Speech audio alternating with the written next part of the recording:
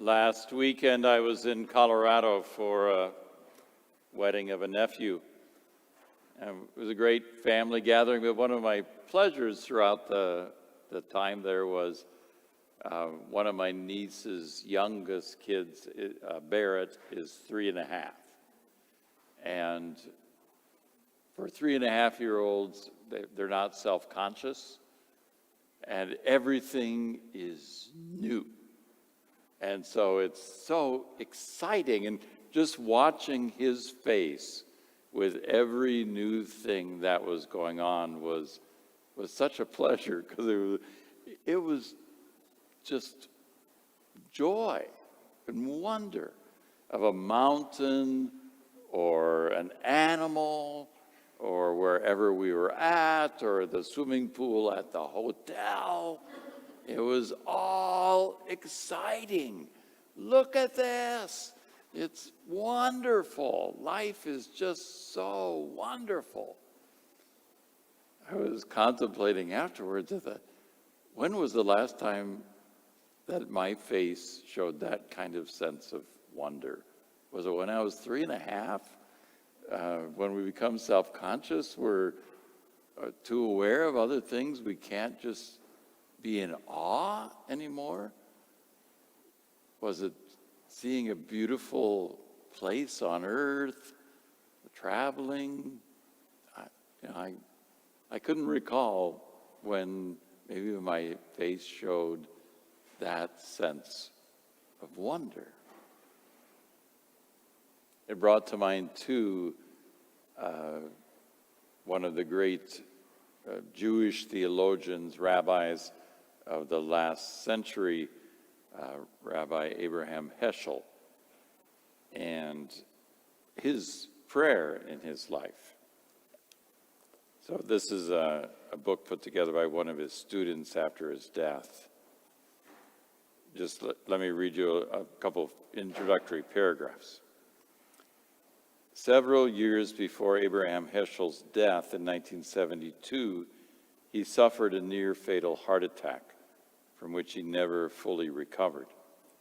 I traveled to his apartment in New York to see him. He had gotten out of bed for the first time to greet me and was sitting in the living room when I arrived, looking weak and pale.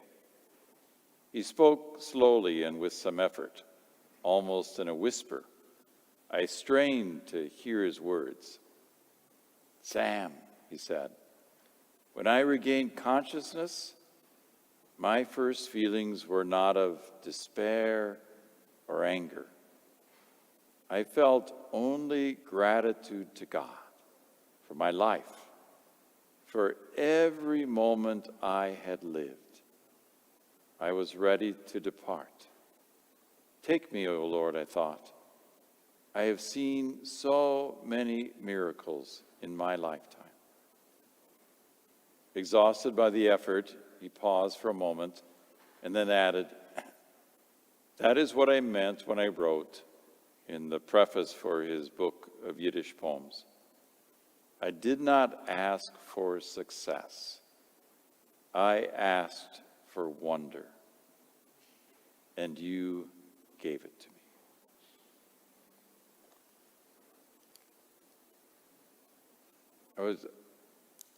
I read a lot of Heschel's stuff when I was a young priest.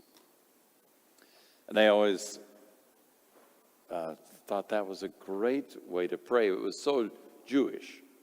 When you read the Psalms, they expressed a great sense of wonder for all that God has given. And I thought Heschel's reflections and writings very much expressed what we see in the Psalms.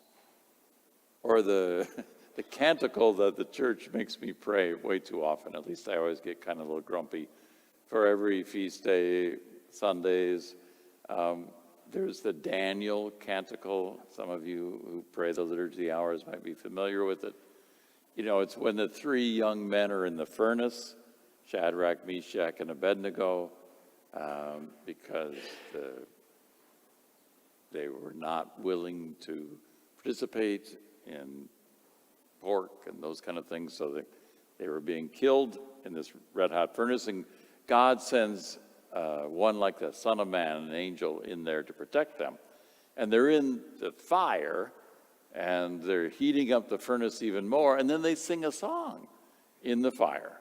And the song they sing, which we say frequently in the Liturgy of the Hours, is this kind of litany of all the wonders of the earth: sun and moon, stars, weather things, cold and chill, heat, all these things. And for each one of them, as you go through the list, animals and sea creatures and this whole long list, you say, bless the Lord. And sometimes it seems like, well, maybe it's a command, but it's really saying that all those things of the earth, while these guys are in the furnace, they're just saying, kind of like Rabbi Heschel, I've seen so much wonder. Just the sun and the moon is wonderful.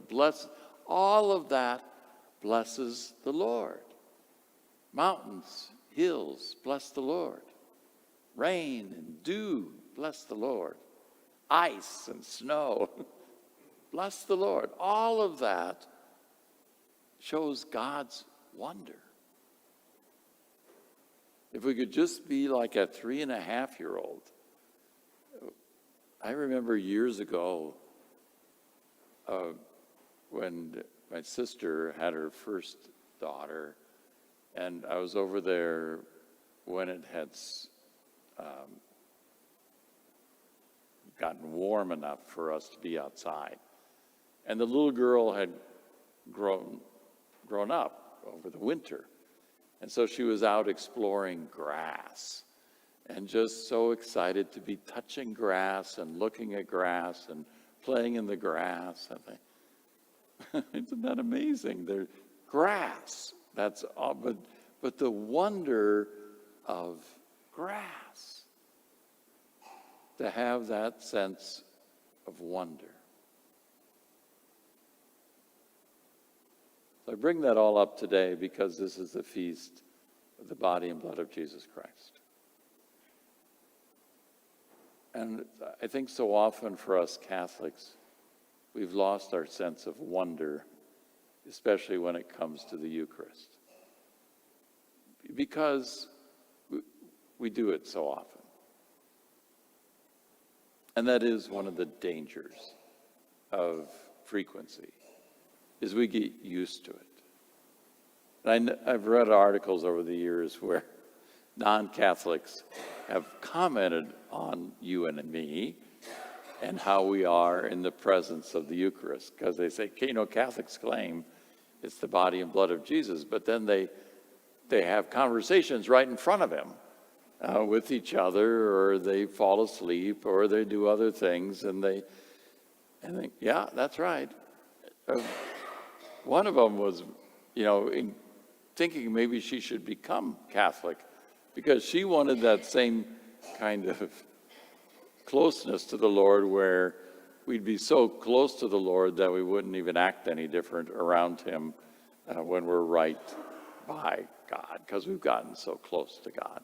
And God would know us, and we know God, and so it's fine. But somehow, even with our frequency, we should still be able to find that sense of wonder for what is happening here.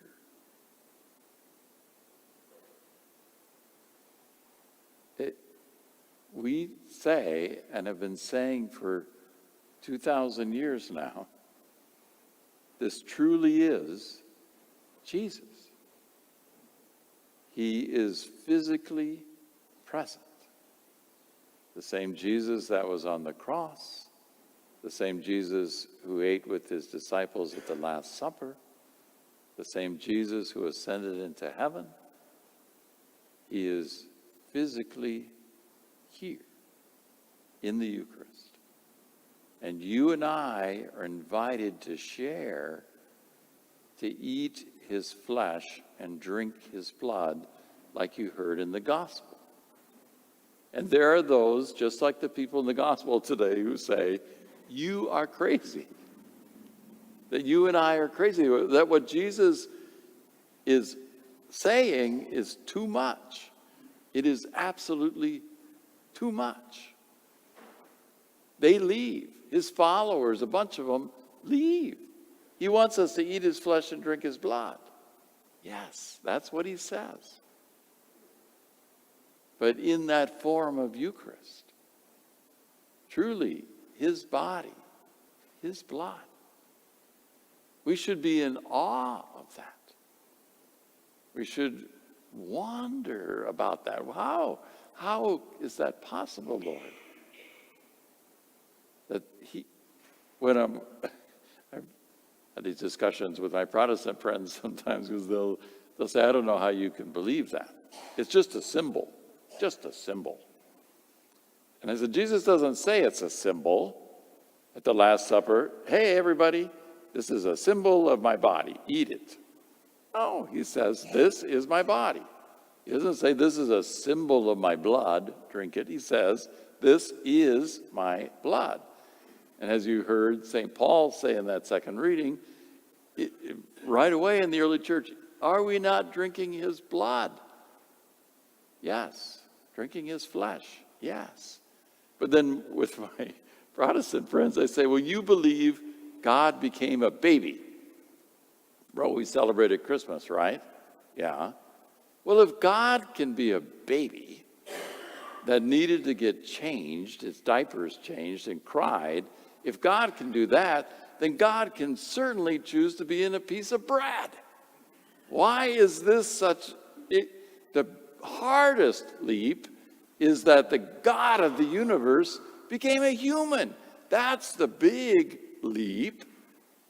If we're weird enough to believe that, then it's a small leap to believe that God is in the bread and wine.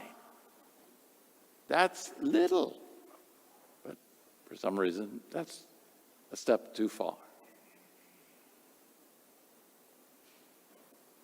It's amazing, my friends, what we believe. Absolutely amazing. And I invite you to have a spirit of a 3.5-year-old when you're at Mass. And you have to pay more attention than Barrett. But have that spirit of wonder and awe that the God of the universe, the all-powerful one, loves you so much that he chooses to take flesh here and be consumed by you and join you in your home.